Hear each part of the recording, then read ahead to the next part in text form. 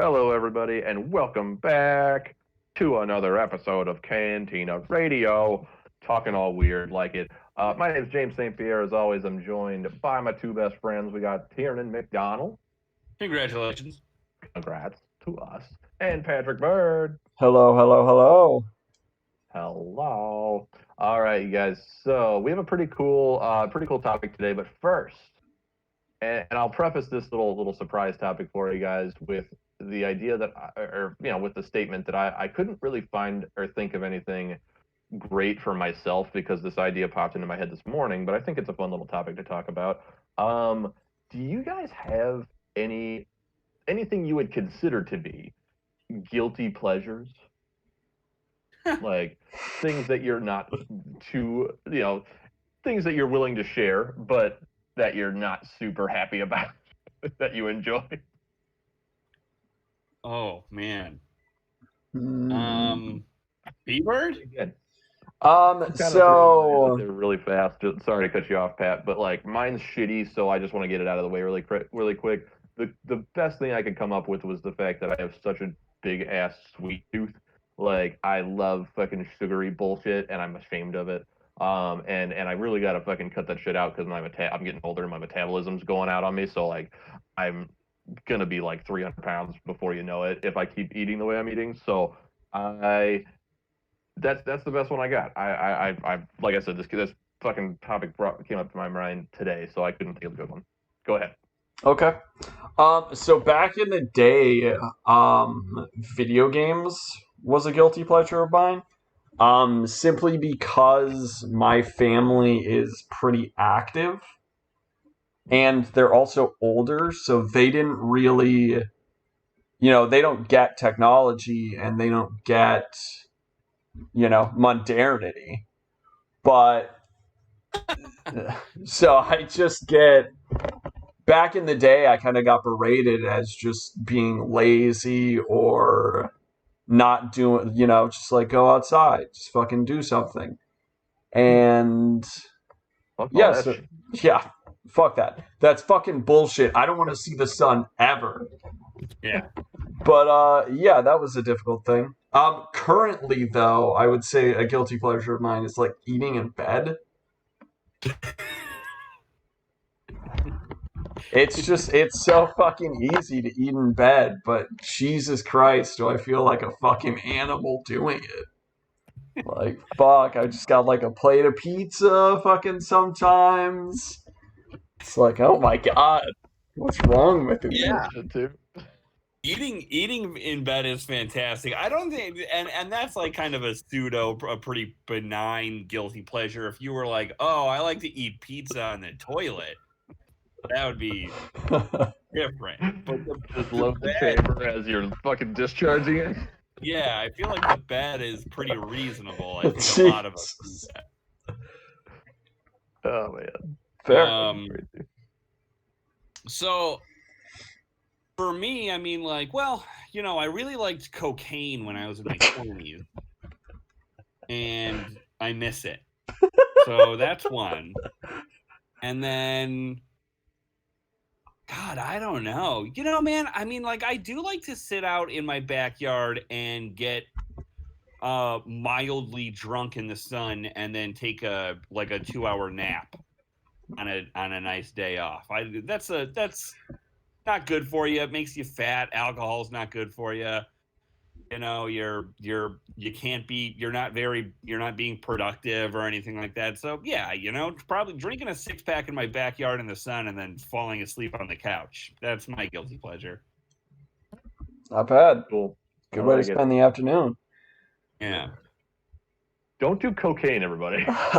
Probably not. No, not probably. Don't do it. I don't know, man. People were Cantina Radio does not atone fucking. Yeah, Oh my god. It depends on what kind of person you are. There. All right. Oh. Thanks for sharing, you guys. So, I want to get to our topic today because I'm pretty excited about it. I know we talked about Mass Effect Legendary Edition last week or last time on, whatever you want to call it.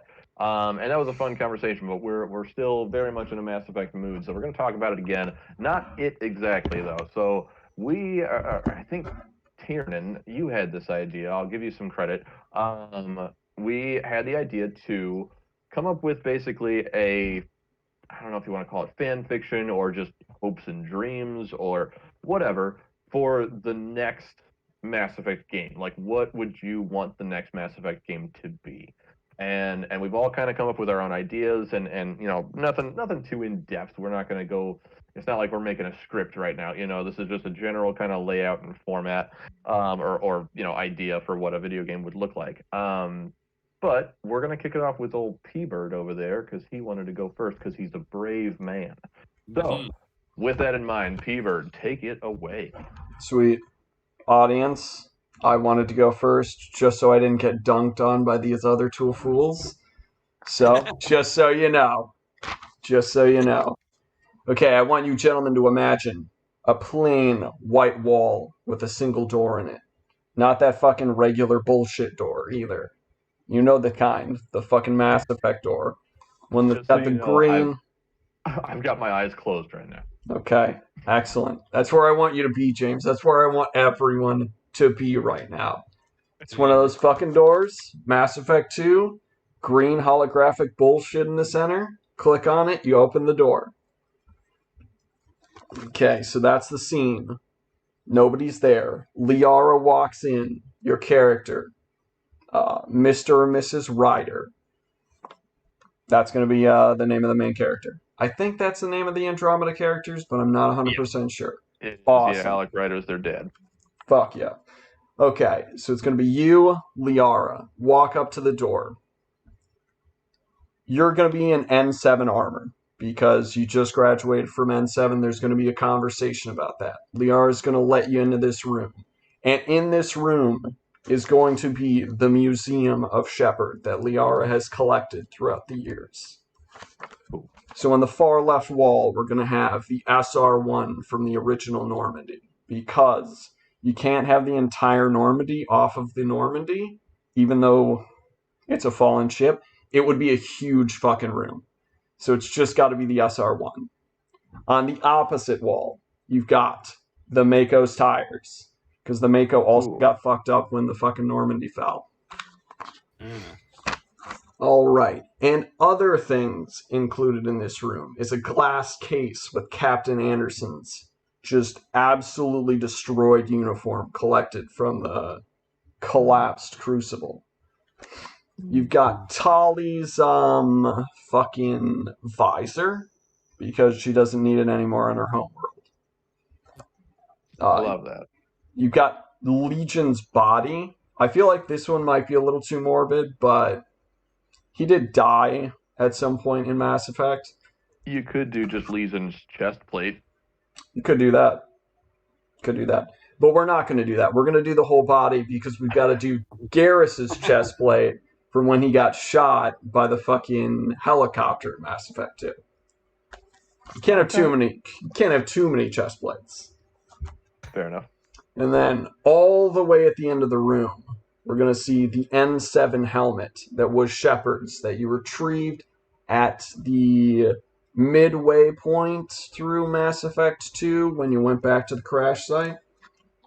And it's just going to be this moment between Liara and Ryder where they're just... It's really just going to be this moment for your Ryder character.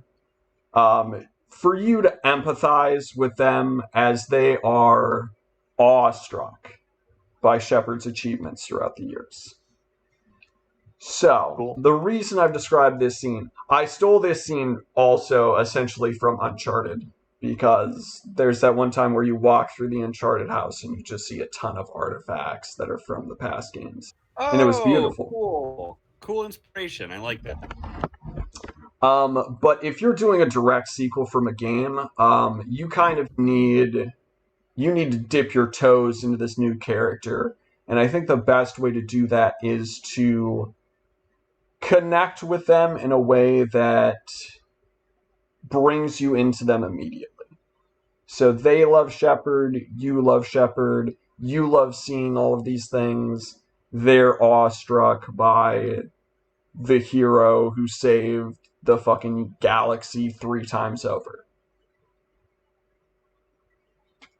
So that's the first scene.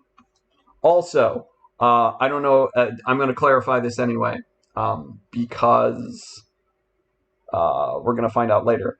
Liara is going to be the adopted parent of Ryder. So the backstory for this character is going to be an organization called the Shadow of Shepard is collecting people to do experiments on them because they want to find out what is happening with synthesis. How do I sound right now? Sound okay? Perfect. Yeah, sound pretty good. Perfect.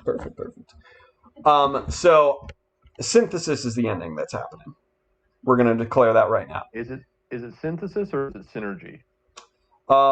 Whichever one. It's synthesis now. Fuck the game. In my game, it's This synthesis. is my game now, James. But anyway. There we go. So because Shepard makes this decision in like maybe 20 minutes, is like on the verge of death and has to make a decision immediately, aside from the Reapers, there's not really anyone around to explain this decision that affects the entire galaxy to anyone else in the galaxy. So this organization has the problem of not really understanding what's going on. Like, people don't know why they're changing or what happened with the green light or why the Reapers are fleeing. Yeah. So this organization is collecting people essentially to just break them down and figure out how this is affecting them on like cellular, muscular, on just like a biological level. So both of your parents die in these experiments. Your character is a child when this happens, and Liara and a team breaks into this facility and rescues you. So that's why you're connected to Liara. Quick question. Random question. Is Liara still the Shadow Broker? No. Okay. She's going to be retired from that, but that is going to come up like a little bit. Okay. So the individual who is leading this organization, I'm going to call him Core, is convinced that synergy is just a new form of indoctrination. That the reason the Reapers have stopped is because they have in a form already won, and that the Crucible is just kind of this trick. So Cool. he needs I like to it. figure out, so his goal is just to figure out what is happening and how to stop it. So, he's kidnapping people. He's the person who kidnapped you. He's the person who killed your parents. So you two end up, obviously, with conflicting interests. But on a planet-wide scale, he's also trying to roll back peace because he views it in line with that form of indoctrination, where like people are becoming less capable. So that's why peace exists. It doesn't exist because Shepard saved the world. It's just Reapers have stopped because people are no longer going to engage with them. So he's created these like events, shall we say, where kind of like rogue groups are challenging the status quo. What's the Azari homeworld? Thessia. Fuck, I can't. That's Perfect. Right. So on Thessia, he's got this organization of Azari that are challenging the form of government because the Azari were originally concealing Prothean technology. And they've very feasibly been doing it their entire existence, which was against intergalactic law. So he's trying to kind of just overthrow the government on that one because he thinks the government's just an agent of the Reapers at this point. All right, so that's what's happening on Thassia. On Tuchanka? Is that the fucking awesome?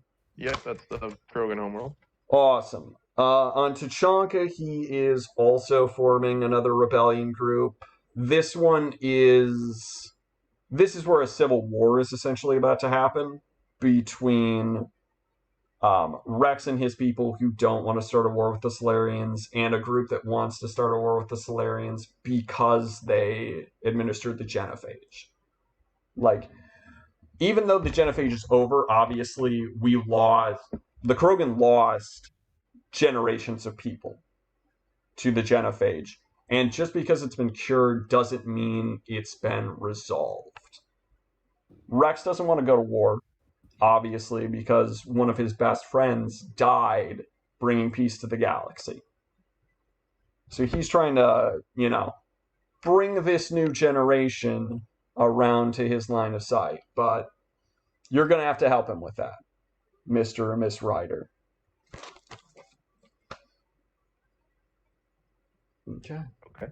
Okay. I like Rex fighting for peace. That's the shit. That sounds cool. Yeah, Rex is now was he that was kind of his deal also during what is that, Mass Effect, and it's been so long, you guys, and I'm still basically where I was in Mass Effect 1 with the or whatever, so it's been a really long time, but Rex was all about peace in Mass Effect 2 also, wasn't he? I think so. I think that because he's not a part of your squad in Mass Effect 2 because he goes back to his homeworld to try to resolve some shit, I'm pretty sure. And like I think he takes over. Or like I think at one point you go to Tuchanka and you help him take over. Like and like become like clan chief and shit like that. Yeah. Right. Yeah, I think right. He's the ruler in 2, right? I think by the end of that whole conflict, I think he's like the main clan chief. There are still probably other clans that will like oppose him, if I remember correctly, but he's in charge for sure. Okay. Cool. All right, I've just got 2 more conflicts. All right, we've got the Turians. Their conflict is the Reapers are rebuilding the Mass Effect relays. So they're not communicating with people because they're giant ships, and it would be incredibly difficult. But at the end of Mass Effect 3, the Mass Effect relays are destroyed, and a ton of ships and most people are trapped in that singular sol system. So the Reapers need to build the Mass Effect relays again so that they can get everybody out of there and back to their homeworlds. So they're working on that. The Turians' problem that's arising from this evil organization is they don't trust what the Reapers are doing. They don't know, because we don't know anything about the Mass Effect relays. They don't know that they're like working with them correctly, so they just have a problem with the Reapers. And then the Quarian and the Geth are just, once again, like, kind of against each other. That conflict is just, unfortunate. Is also just kind of a thing that it hasn't been paid forward. Where, like, the Quarians had to leave their planet for all of this time. They just feel like they want to get something out of that. Okay. Selfish bastard Quarians. I'll be honest, that makes me upset a little bit because literally my favorite story arc and of the entire Mass Effect trilogy is getting the Geth and Quarian like reconciliation and like getting them back on their homeworld and they start rebuilding and shit like that. That's my favorite thing in Mass Effect, and you've undone it. It's I just wonder, like, your game. It's the We have best. a couple of groups on the actual planet Earth that would just come together and be nice to one another, please. Huh? Impossible. Yeah. Impossible. I know. All right. But that's roughly it. You just got to go around with a squad of aliens. You've got a squad of aliens with you because specters kind of got phased out because the universe is relatively at peace. So they wanted these groups of organizations working together, these multi alien groups working together. So you've just got a team of you, couple aliens, going to these planets, trying to resolve these issues, and then tracking down Core and dealing with his evil organization. I love the shadowy corporation thing. That always appeals to me. That's why Cerberus was always cool. And I like the idea that the bad guy, because I mean, I kind of agree with right where it's just like, what is this synergy bullshit? I don't trust this. Like some guy just decided that he was going to synergize the entire galaxy in the blink of an eye. Like, what is this? So I mean, I don't want people experimenting on people to figure it out. But yeah, I can definitely understand his motivations. That's very cool. Yep. No, I dig it, and I like that. I like that you're bringing in kind of some classic characters like Liara and stuff like that, especially the ones that make sense, and like Liara and Rex and shit like that they live a long time. So Yeah, pretty totally. cool. Right? Yeah. Yeah. Well done, P-Bird. Apparently humans can live to like 150 years in the Mass Effect universe. They have their lifespan has gone up for sure, but like it's still very short compared to especially compared to Asari. Yeah, no. And what are Salarian? Ooh, 40 years. They live 40 years. They're like 30 or 40 years. Yeah. Yeah, they fucking die fast. That's why they talk so fast. Yeah. Cool, man. Yeah, I really dig it. Kind of going around and just tying up little knots throughout the galaxy, man. I like it. Cool. All right, Pat. Is that anything else you want to add, or shall we move on to mine? Nope, we're moving on. Cool. All right.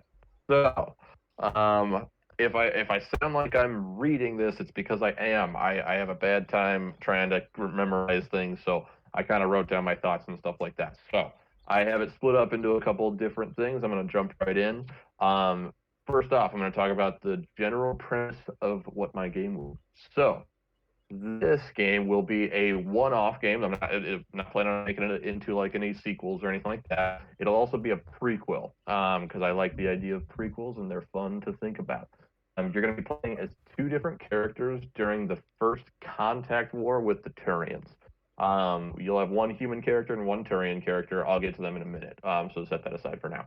But I like the idea of kind of having like a dual storyline. There are several games I've played like that. In the sci-fi realm, you have Halo 2, where you play as Master Chief and the Arbiter. More recently, things like Last of Us Part 2 come to mind, where you're playing as Ellie and Abby, stuff like that. I kind of dig that dual storyline sort of thing. I like it. Early in the game, towards the beginning, you see the rise of the human race and their major technological advancements after they discover the Prothean device on Mars. I've always wanted to kind of figure out how, we went from basically just being able to travel to our next closest planet to, boom, all of a sudden we have, galactic, space travel capabilities. I think that's a really cool thing to see. So this leads into the mass relays and coming in contact with the Turians. So it will also explain why a conflict broke out between these two groups, because what wound up happening, just to kind of give you some background info on the first contact war, is humans were unknowingly breaking Citadel Council laws. So they were trying to reactivate a relay called Relay 314, which was illegal after the Rachni Wars, because I guess this will kind of take you to where the Rachni homeworld was, or where they originated or something like that. So they wanted that mass relay cut off forever. And we were trying to to restart it. And what happened was the Turians basically like saw this happening, and instead of trying to be like, hey, what the fuck are you guys doing? Like, why are you doing that? Don't do it. They just opened fired. So it was like, hey, they're doing some bullshit. Let me just kill them. And which is fucked up. But that led to a pretty small war. It wasn't a huge, like the First Contact War was not huge. It was only 3 months long. About 620 or so humans were killed, and a little bit more Turians were killed during it. But it was a very important war because it's the first time humans saw and interacted with another intelligent life form.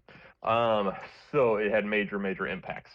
Getting on to the main characters on the human side, and this is where I had a lot of fun researching and kind of learning about it. And I know it's all fan fiction stuff, but it was very cool. And I don't know if any of this is canon, but it's cool, and it was a lot of fun to do research on it.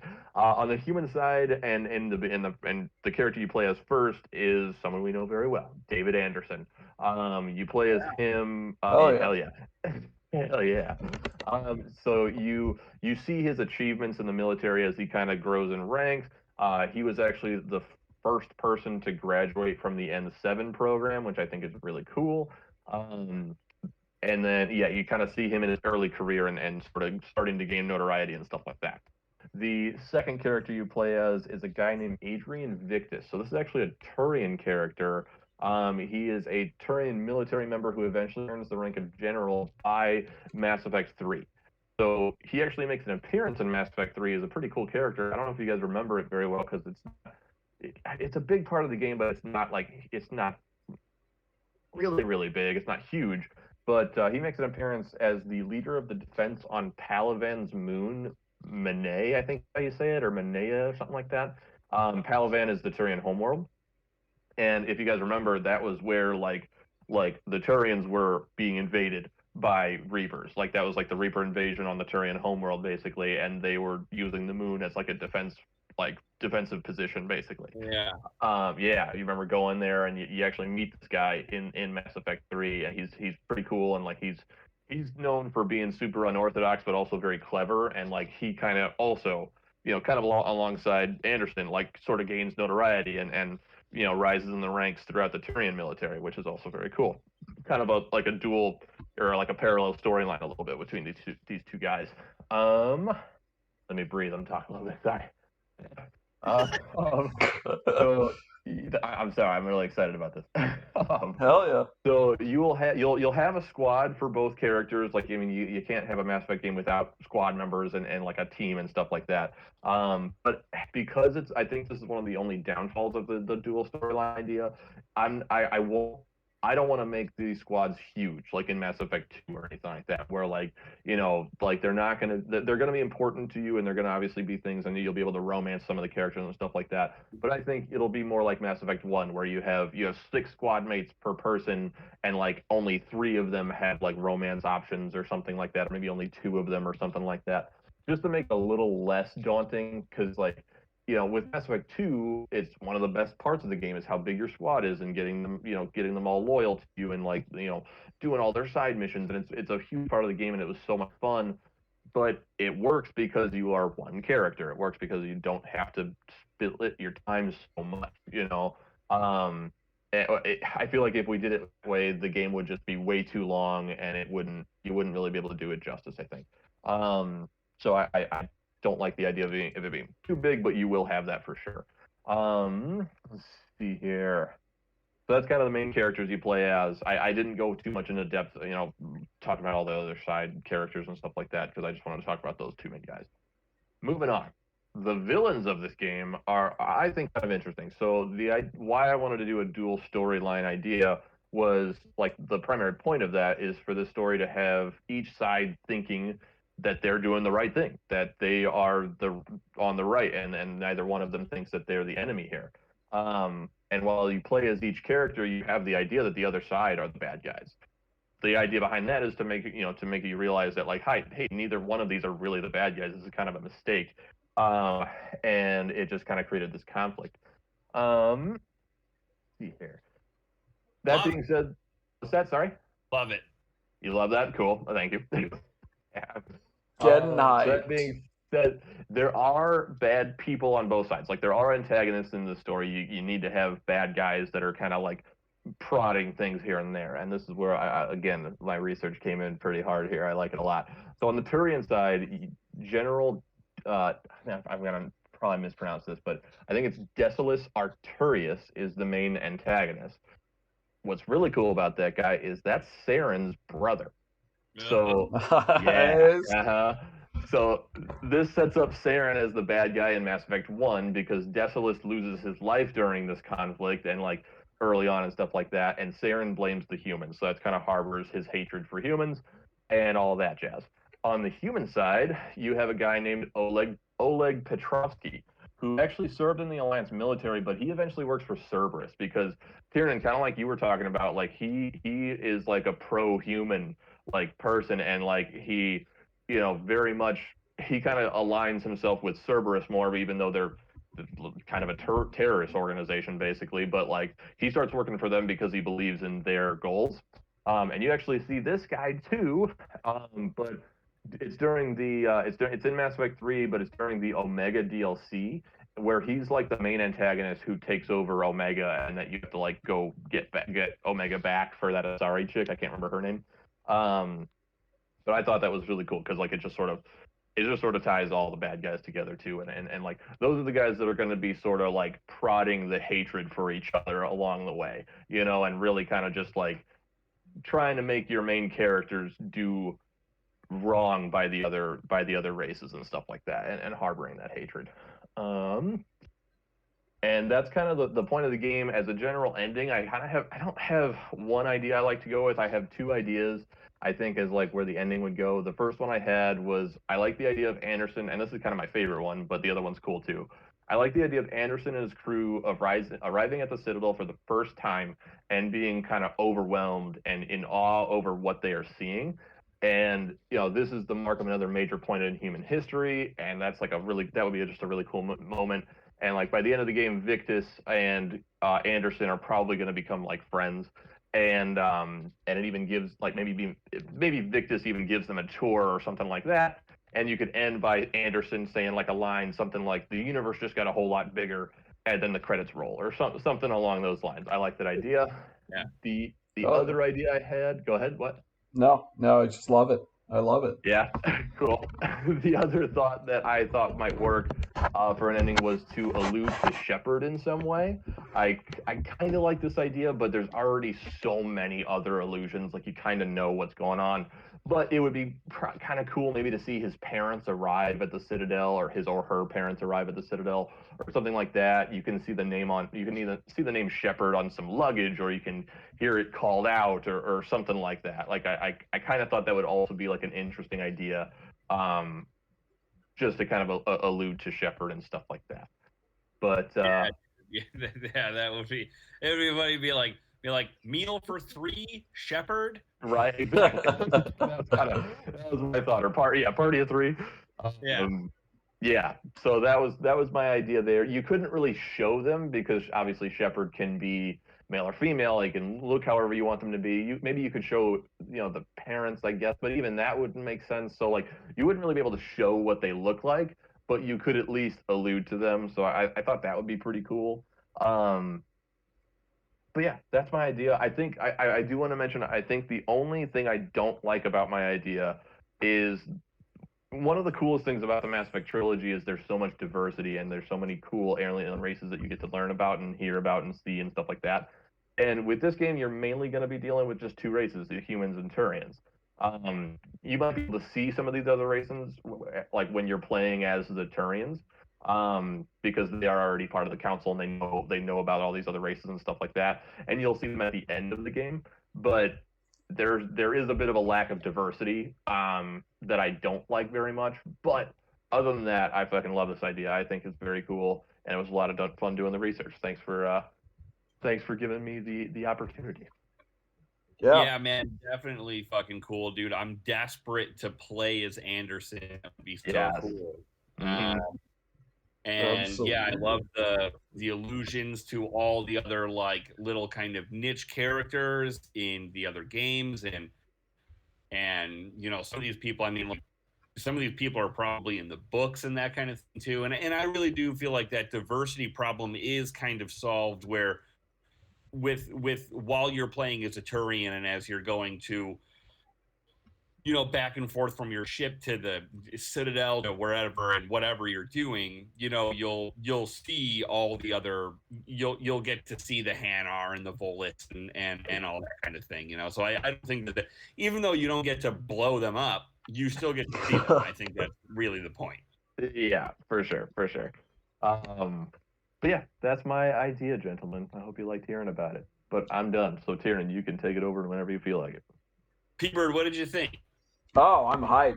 I'm so fucking hyped. Come on, come on, fucking Jeff Bezos, get over here with those money bags. Fucking make this idea happen. Yeah, dude. We should send this podcast to somebody at BioWare and just be like, just listen to it. Like tell us what you think. Just listen to it. Yeah. Do it. All right. So mine is quick little synopsis. Mine takes place and mine would be part of a trilogy. It ends on kind of a cliffhanger, and it happens after Mass Effect 3. Or no. So essentially what happens is the Andromeda Initiative goes down, and they send these arcs full of different Milky Way races off to Andromeda before the Reaper War. And then the Reaper War happens, and Shepard synergizes everyone. And because of the synergy in the games, it says that the Milky Way races basically gain all the knowledge of the previous cultures and that kind of thing that were part of the Reaper cycles. So they become really advanced, unnaturally advanced. And because of that, they advance really, really quickly, and they decide that they also want to go to Andromeda. And they just happen to be able to get there way quicker than the Andromeda Initiative because they have all this new technology that you know, the previous Milky Way races didn't have. So, and some of this I'm also going to be reading, so sorry if it sounds that way. But so the first little act is the human arc arrives on a grassy meadow planet with soft wind and gentle sun. I'm going to call it planet Vita Prime. For months, colonization goes well under the leadership of the human Pathfinder. We're going to call him Sam Kepler. Man or woman, Sam is like, you know, unisex name. You can do whatever you want. I like the name Kepler, by the way. Hell yeah. Right. Soon contact is made with the Asari Ark on its newly discovered ocean planet, and the Turians on their newly discovered forest planet. They have begun exploring and colonizing. The Solarians decided to go, they went straight to the Nexus and arrived there safely. Everything's good. But the Quarian and Geth arc, which the Quarians and the Geth decided as like a mutual kind of notion towards like, hey, we're kind of family or whatever, like we're going to build an arc and we're going to go together. So cool. Their arc did not make any contact yet. So they don't know what the hell is going on with that. So yes, everything goes kind of according to plan. Everyone's setting up. They're colonizing. This is really nice. Andromeda has kind of, you know, accepted the Milky Way people with open arms, right? So about a year goes by, and all of a sudden, the Synergized, they kind of do a coordinated, simultaneous visit to each one of these colonies, right? And these, you know, a slurry of kind of like distress calls come in from the Asari on their planet and the Turians on their planet. They don't know what the hell is going on. So as the Synergized people kind of, as the Synergized show up, they show up in this big saucer that kind of comes through the clouds, and all of a sudden this big horrible blaring noise that we know is the Reaper noise, but these people don't know. You know, it just kind of rattles the earth, and the saucer comes down, and a woman with red hair and glowing green eyes, followed by a new alien exits the craft. Now, this new race of alien, I was kind of inspired a little bit. I don't know why, but by like chess pieces. So these guys are kind of like porcelain, shiny, tough skinned, almost featureless except for their mouths, and then but the top of their heads are kind of have like are kind of like geometric. So just think of kind of a chess piece inspired alien race, and they're basically zealots. They've been indoctrinated by the synergized into this religion that the synergized have. They all kind of worship now Shepard. So this woman shows up. She's got this like little crew of these chess piece badass commandos behind her, and she kind of says to the colony, like, hey, you know, come with me, come join me in the light. This is going to be great.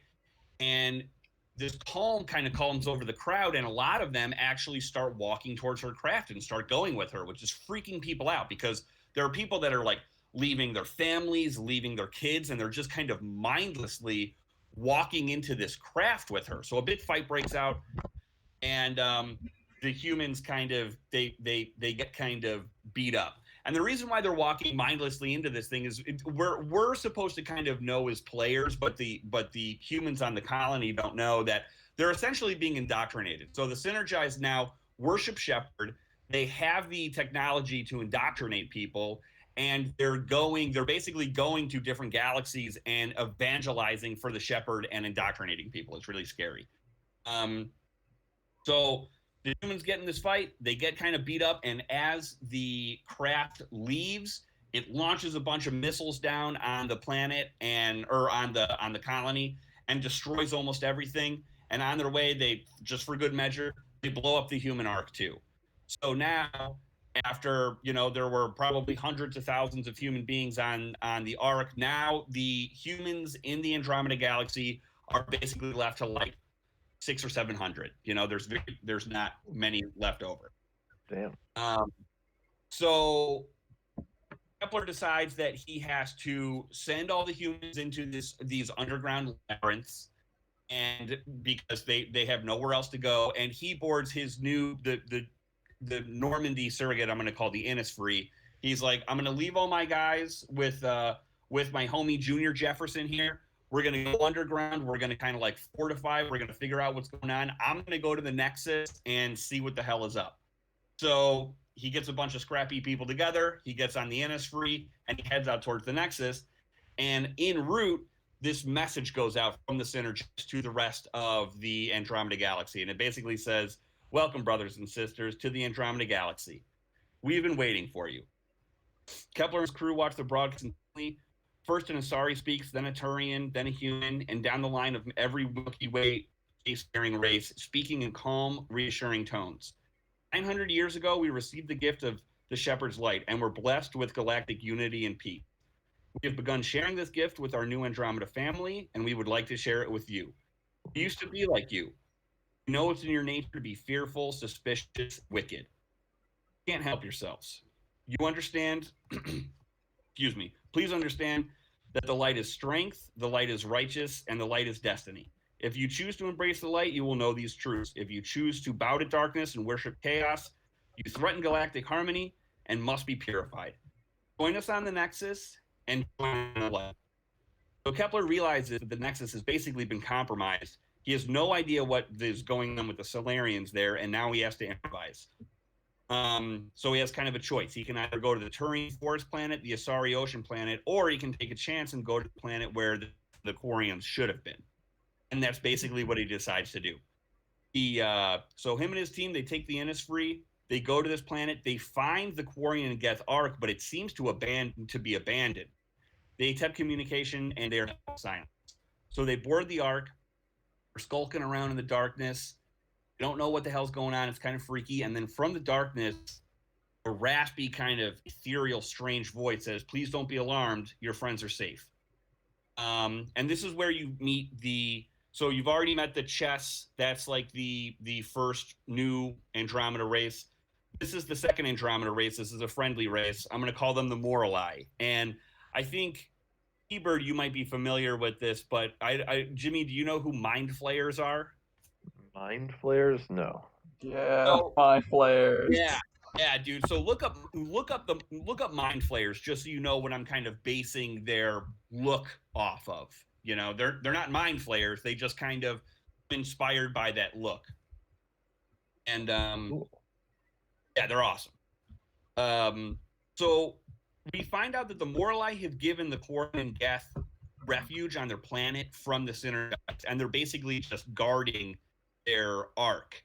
And we kind of learn that the Synergites, for whatever reason, kind of leave the Morlai alone, and they're not super sure why. The Morlai have this kind of strange empathic ability. They can kind of feel your emotions. They can like kind of pseudo hear your thoughts and that kind of thing. It's like they're total mind readers, and they can't like, you know, they're not telepathic or anything like that, but they have this weird kind of mental, emotional ability, and it's giving the Synergized a hard time for whatever reason. We don't totally know why. So they go to the Morlai planet. They reunite with the Geth and the Quarians. Everyone's good to go. They're like, this is cool. This is a good planet. Like nobody, the Synergized aren't going to fuck with us here. What do we do now? So they try to get a hold of the Turians, and they find that the Turians have basically been in conflict with the Synergized on this forest planet, and they've met another race. Let's see here. And they're kind of these guys are kind of based off of wolves. They're like a canine race. They're like a forest race, and they're tribal, and they're a little bit savage, but they're super loyal. And the Turians, Like that. yeah, the Turians have joined up with them to fight the Synergized, and the Synergized basically have a bunch of them captive in this giant like kind of church compound thing. And I'm sorry guys, I didn't read this the way that I wanted to, but I'm basically just now going for kind of bullet point doing what I kind of see happening here. So let's see. They free the wolf race and the Turians from their thing, but then what winds up happening is in retaliation, the Synergized decide to just destroy the Nexus. So, and then after the destruction of the Nexus, they attempt to now get a hold of the Asari. And the Asari have, oh geez, now I'm getting lost here. Shit. All right. Okay, yeah. So the Asari have like discovered on the moon of their planet, they found like another oh man, I'm totally lost. Either way. All right. So basically what winds up happening is that you kind of go around the gameplay mechanic. What you want to be doing in the game is you're going to different planets and basically freeing them from Synergized occupation. And the only way that you're able to do this is because the Morlai have these weird empathic abilities, and you're just gaining ground on the Synergized slowly and slowly but surely. And then the kind of end of the game is that you go to this big compound, this giant church, where you think that like this main priestess is kind of at. And as you're going through it, you're starting to win this battle. And then you get down into the lower levels of this church, and you find out that the Synergized have basically been growing Krogan down there. And Whoa. like grunt and that kind of thing. So they've been growing, and they have millions of them. So they have this army of Synergized, perfected, think grunt. Yeah. Synergized, perfected Krogan that they are about to just unleash, right?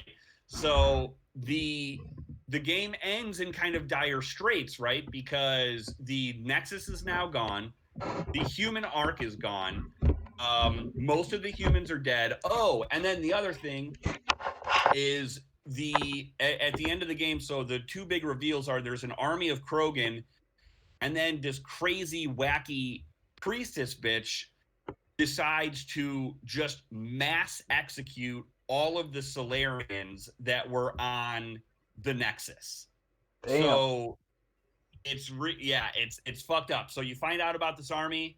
You find out that basically all of the Solarians are killed. You know, there's a handful left out there. Your arc is destroyed, and everybody is just pretty fucked up, and things are not looking good. So that's the end of it. I wish I would have like written things down a little bit, because I'm just going through my phone like trying to figure out what to read, and I just winged it like an asshole. It was good. It was good. It sounds awesome. Yeah, I loved it. Oh man, Those Krogans like having the perfect soldiers. That's a crazy reveal. That's fucking so cool. Yeah, that's gonna be neat. I wanna kind of like go in and kind of like go into like the more religious aspects of this thing, because like I wanted Sam Kepler's like second in command, like his you know, right-hand man, to be Junior Jefferson, like just kind of like this badass, like wicked cool black dude. But I wanted him to be like a Christian guy, and I wanted you to have like a Muslim team member, and because this is a religious kind, and because the indoctrinated, synergized people now worship Shepherd, it's the umbrella of the game is kind of a religion, a take on religion, right? And then I wanted to go into different races. Like I have like this race it's like a bird race, like kind of an angelic bird race, who's completely fucking freedom obsessed, and like in their society they're all held captive right now, and like in their society basically they execute you instead of you in jail, because jail is way more cruel than just death to them. I love that idea. That's very cool. So they're cool. And then I also wanted a race of like super heavily augmented, people like race of like bionics, basically. Of basically cyborgs that worship science. That's so cool. Yeah, it would. And I've got all this shit written down, but I just got flustered and didn't read it the right way. That's okay. Happens. It's fucking super cool, man. No, I love the idea. That's No, I like that you're taking the idea of going to another galaxy the way it should have been taken. Not with the whole like synergy stuff, but like with introducing new races. Like that was one of my biggest complaints of Andromeda, is that like there was two different alien races like introduced, and one of them was the bad guys, and it's just like, it's not cool, you know what I mean? Like I love the idea of having like finding these new and interesting races, and also having one of them be basically the key to survival, or the key to victory. Like that's fucking cool. Like I don't know, I love your idea. It's awesome. Thank you. The one last race that I forgot to mention was, and these guys weren't going to show up into the second game, I just think it would be cool, and it's kind of prescient, is like I imagined it's almost like a reversal of the Quarians, where there's this race that basically let this horrible disease out on their planet, and essentially kind of think of like the Titans from, how the Titans in Attack on Titan, they're just like kind of fleshy, bony, weird guys, right? Yeah. So I imagine them, but their bones would be gold, and they all wear these spacesuits, not to protect themselves, but if they were to like let their suit off around anybody else, they would catch this fucking disease that they let ravage their own planet. So they've evolved to survive it, but if they give it to somebody else, it'll be deadly. Yes, they wear their spacesuits to basically protect everyone else. It's kind of like an allegory on the mask right now, or whatever, right? Okay. Man? Interesting. Yeah. Okay. Cool. Okay. I take it. Very cool. So. Oh man. There it is. Yeah, it seems great. Awesome. It seems great. I love fighting against religion in a video game. Yeah, it'll be cool, man. There's nothing good about religious zealotry. Down with religious zealotry. Yep. Fucking cool, you guys, man. That I don't know. Well, I think we talked about this before, but like I love how the three of us sort of like Tiernan, thanks for bringing this topic up, and I love how we all three ran with it in three completely different fucking directions. I mean, you know, that's awesome, and it you know it proves that Mass Effect has a lot of fucking you know left to give. You know, I mean, if fans like this, like us, and you know a lot of us, you know, and there are a lot of us out there can come up with some cool ass ideas like this, man. Like, what do you know? Like BioWare should be able to do the same fucking thing, you know, and hopefully the future for Mass Effect is fucking bright, you know. Yeah, Yeah. I hope so too. But it also proves the challenge, right? Where it's just like there's so much to do there, but there's also, you know, just like Star Wars or anything that we hold dear to our hearts, you know, if you make one little, you know, misstep, the nerds will fucking come down on you. Expectations So are high. That's yeah, true. you know, I mean, if you really look at Andromeda, Andromeda has the bones of something amazing. You know, Agreed. they made a bunch of mistakes. I mean, some of them kind of unforgivable, but I mean, in a lot of ways, like Andromeda, I don't think deserves the, you know, the vitriol it gets. I mean, it's not great. It but doesn't deserve the hate, you Yeah. know, like the actual literal hate that a lot of people harbor for it. It deserves some criticism though, for sure. Sure. Yeah. Yeah, like most things. Yeah. So True. Yeah. yeah, well, that was a disaster for me, but that was fun. Dude, Was you it, man? fucking killed it. You fucking I promise killed you it. that your dude. idea is fucking fantastic. A lot of fun hearing about it, you guys. Are we any last minute things we want to drop in there, or any questions that anybody has for each other? Yeah. Tiernan, I can't wait to sell out everyone to the fucking Shepherd people. Shepherd is the way. Well, you know what? That's what's funny about it too. Is like in my mind, and it's actually something that I just gave up on. Was like I was trying to think of what the tenets of the religion would be, and what and you know what Shepherd stands for, and I was kind of thinking, well, like that's tough because you either go Renegade or Paragon. If there was only a Paragon, or if there was only a Renegade option, it would make my life a whole lot easier because you could just make the you know the zealots and the people who follow this religion all about forcing people to do what the fuck you want. You know? Yes. Well, and I think My I tenets think are the way, get the job done. Yeah. Well, that's a good point.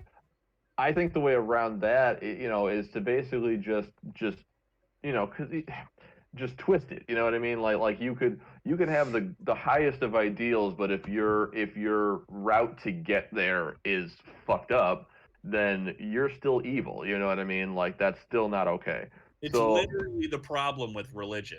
right, exactly. So like Yeah. you know that's even if you know because Shepard is still, even if you play as Renegade, I'm pretty sure Shepard is still like revered as a fucking hero by the end of the game. I mean, he saves the fucking galaxy basically. He's just a dickhead along the way. Right. But like I don't know, just you can get around that pretty easily by just fucking you know twisting their motivations to be like their motivations are good, but their means of reaching there are bad.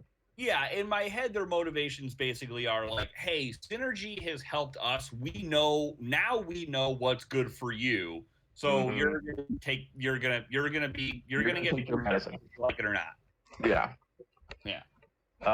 Fucking cool, you guys. All right, I think that's gonna wrap it up here for us this week. Loved it, fucking loved this. This was a lot of fun.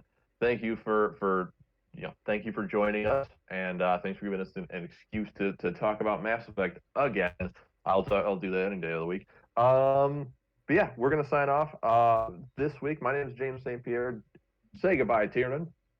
Bye. Goodbye. Say goodbye, Patrick. Goodbye. Goodbye. You guys, please join us next week for another episode. We will be back, and yeah, we'll talk at you again. Thanks for joining.